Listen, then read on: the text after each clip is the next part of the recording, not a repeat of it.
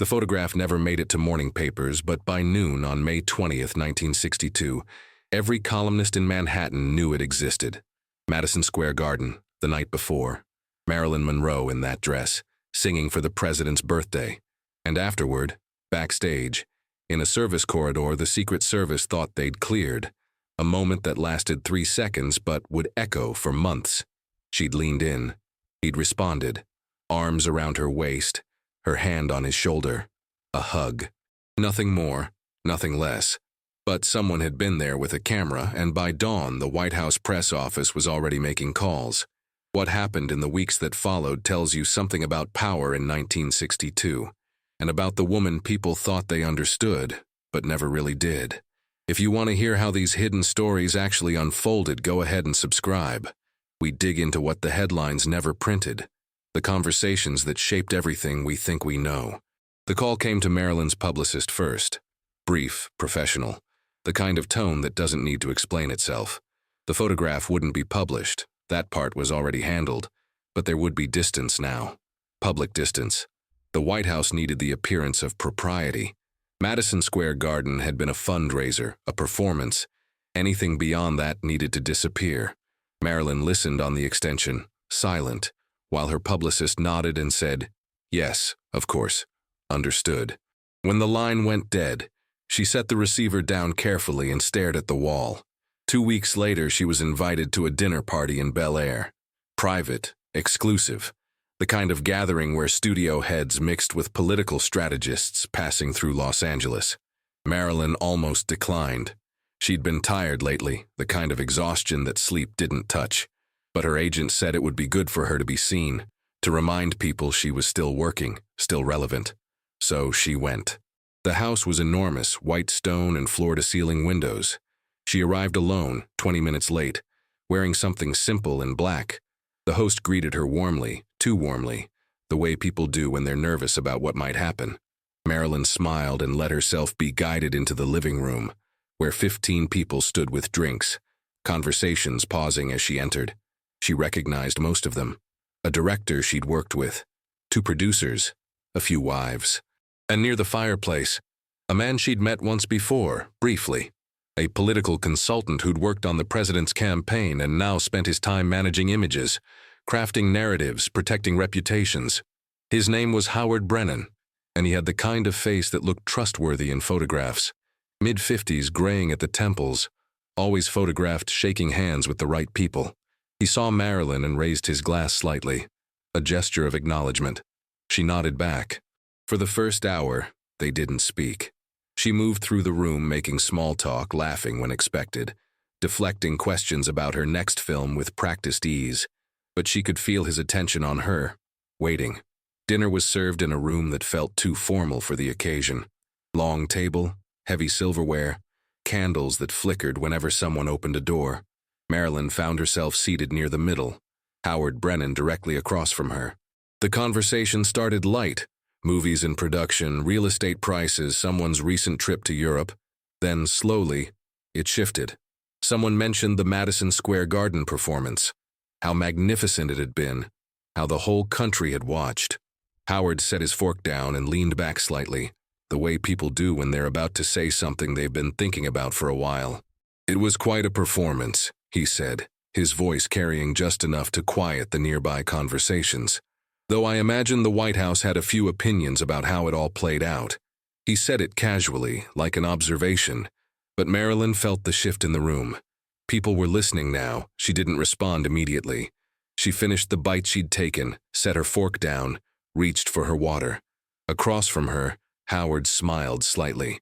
"I mean, when you're performing for the President of the United States," he continued, "there's a certain decorum expected.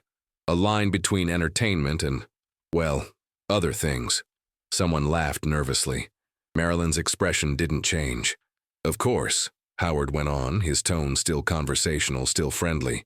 "I suppose decorum isn't something everyone grows up learning. Some of us had the advantage of stable homes, good schools, families that taught us where boundaries are. Others had to figure it out along the way. Can't blame someone for not knowing what they were never taught."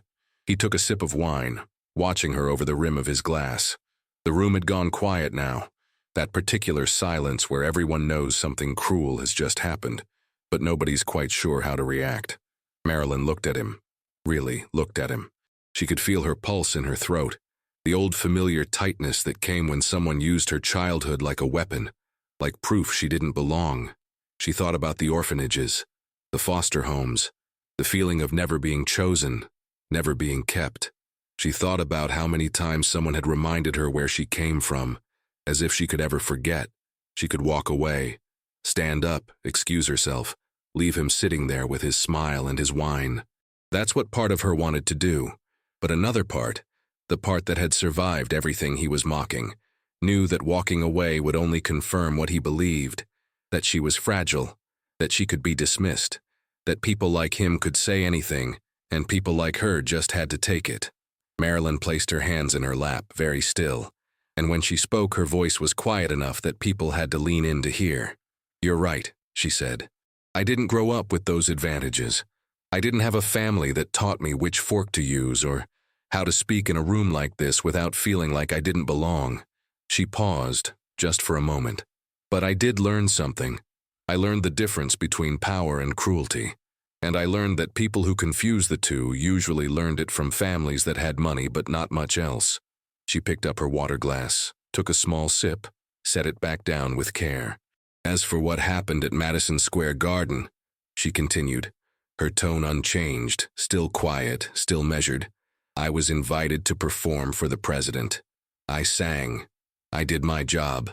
What happened afterward was a moment between two people who were both there, both adults, both perfectly aware of what a simple gesture of affection looks like. If the White House is concerned about appearances, that's their business. But I won't apologize for being human in a moment that was never meant for cameras." The silence that followed was different now. Howard's smile had faded. He looked down at his plate, then back up at her, something uncertain flickering across his face. Marilyn held his gaze for 2 more seconds, then turned to the woman beside her and asked about her children, as if the conversation had simply moved on. Around the table, people shifted, cleared throats, reached for their wine. Someone started talking about a film opening next week. The moment passed, but not really. After dinner, people moved back to the living room for coffee. Marilyn stayed for another 20 minutes, long enough to make it clear she wasn't fleeing, then thanked the host and left. In the car, she closed her eyes and felt the adrenaline drain away, leaving behind the familiar exhaustion. She'd done it again, held herself together when it mattered, said what needed to be said without losing control. But the cost of it, the constant weight of proving she deserved to be in rooms where men like Howard Brennan could casually weaponize her past, that cost was getting harder to carry. The next morning, her publicist called. Word had spread about the dinner, about what Howard had said, and more importantly, about how Marilyn had responded. People were talking, but not the way they usually talked about her. This time they were talking about how she'd handled it, how she'd stayed calm, how she'd made her point without raising her voice or causing a scene. One producer who'd been there had apparently told his assistant that Marilyn Monroe was tougher than half the men he worked with, and smarter than most of them too. But that wasn't the story that mattered to Marilyn. What mattered was what happened 3 days later, when she got a call from Howard Brennan himself. The conversation was brief. He didn't apologize, not exactly. He said he'd spoken out of turn, that he'd been trying to be clever and had missed the mark, that he hoped there were no hard feelings. Marilyn listened, thanked him for calling, and hung up. She didn't feel vindicated. She felt tired. The photograph from Madison Square Garden never surfaced. Years later, people would claim it had been destroyed, or locked away in some government archive, or that it never existed in the first place. Marilyn never spoke about it publicly. But among the people who'd been at that Bel Air dinner party, the story became something else. Evidence of a version of Marilyn Monroe that didn't fit the image most people carried. Not fragile, not naive, not someone who could be casually diminished by men who thought their positions gave them permission. In the months that followed, Marilyn noticed subtle changes. Certain people who'd spoken to her with condescension before now chose their words more carefully. Invitations came from different circles, people who seemed interested in her thoughts rather than just her presence. It wasn't a transformation, it was a recalibration. Hollywood had always known she was beautiful. Now some of them were beginning to understand she was more than that. But the weight of it all, the constant vigilance, the need to prove herself again and again, the exhaustion of living in a world that wanted her to be one thing while expecting her to tolerate being treated as less than that, it was accumulating. She'd won that moment at the dinner table. She'd held her ground. But victories like that came at a cost, and the cost was invisibly high. The hug itself, the moment that had started everything, became a strange kind of myth. Some people said it had been innocent, others that it proved what everyone suspected. Marilyn knew the truth, which was simpler and more complicated than either version. It had been a moment of genuine warmth between two people who understood, on some level, what it meant to perform for an audience that never stopped watching. Nothing more than that. But in 1962, nothing was ever just what it was. She saw the president one more time, months later, at another fundraiser in Los Angeles. They didn't speak. He was surrounded by advisors and Secret Service, and she was kept at a polite distance, the kind that looks natural in photographs but feels deliberate in person. Their eyes met once across the room. He nodded. She smiled slightly, and that was all. Whatever had existed between them, friendship, attraction, mutual recognition, had been deemed too risky to acknowledge. Years later, after everything that followed, people would analyze that period of Marilyn's life looking for signs, for evidence of what was coming. They'd point to the exhaustion, the canceled film shoots, the increasing isolation. But what they missed, what was harder to see in retrospect, was the constant effort it took to maintain dignity in a system designed to undermine it.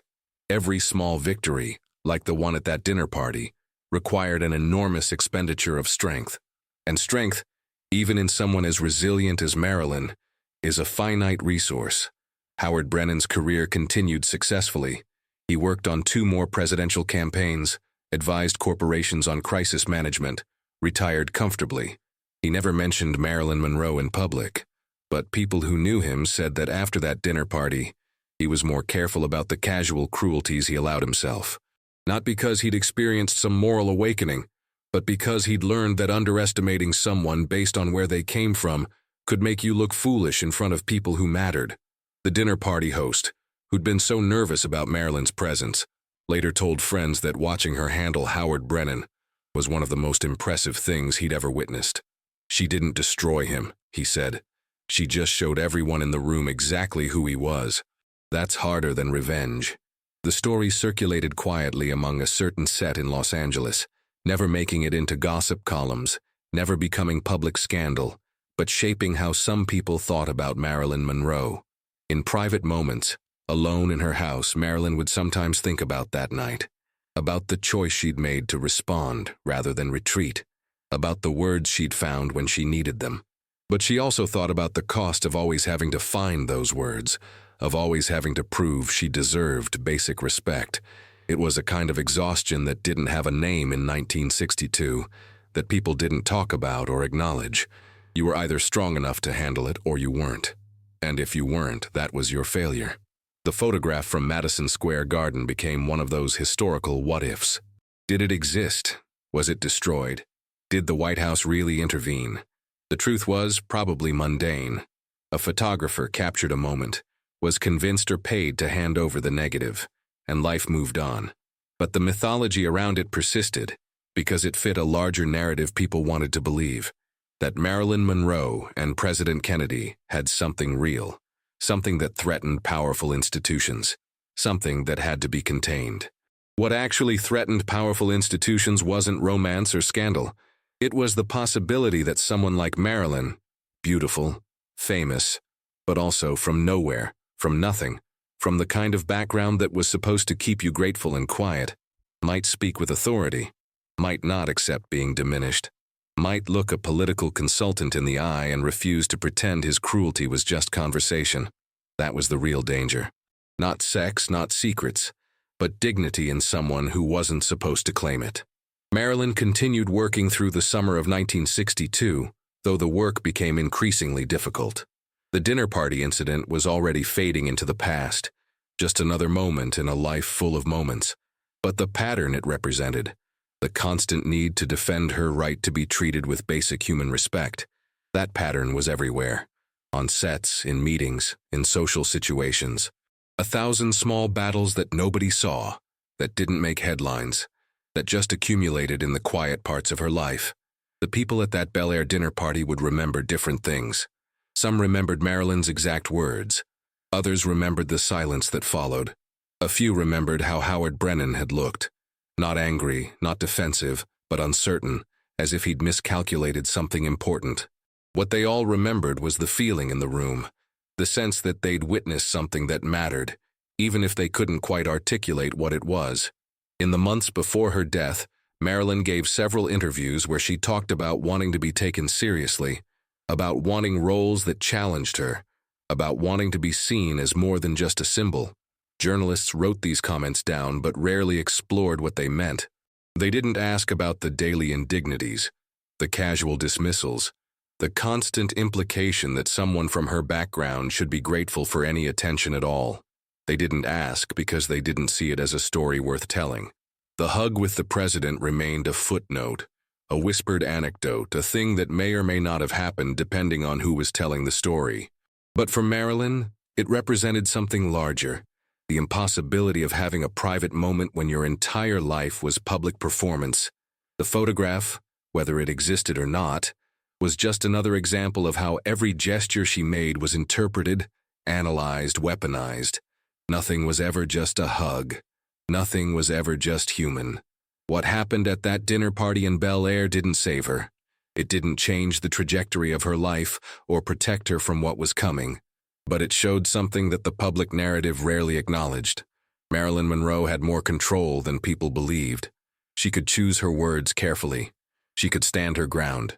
She could make someone who thought he was untouchable feel the weight of his own cruelty.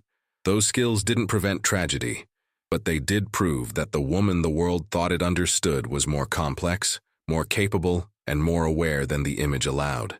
Stories like these, the ones that happened in private rooms between powerful people without cameras or witnesses willing to talk, these are the ones that explain more than any headline ever could.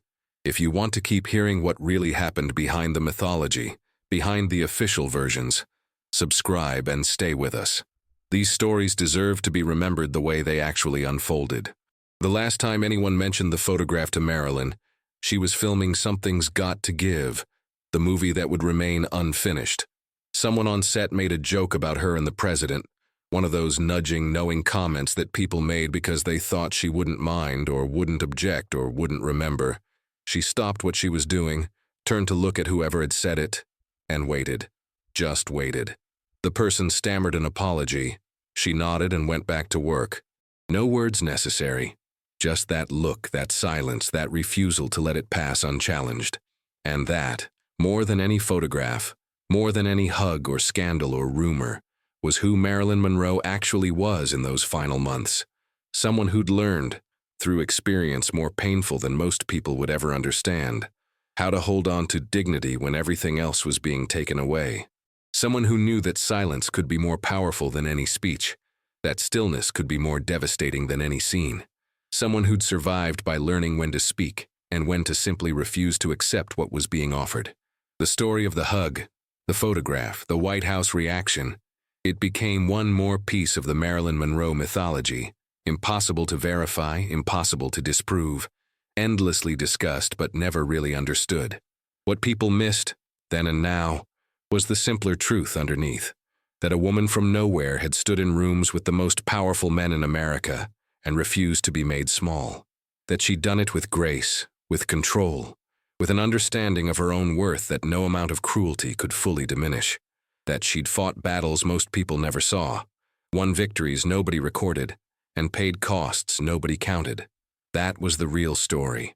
That's what mattered. Not the hug, not the photograph, not the mythology, just the quiet, relentless dignity of someone who knew exactly what she was fighting for, even when the fight itself was invisible.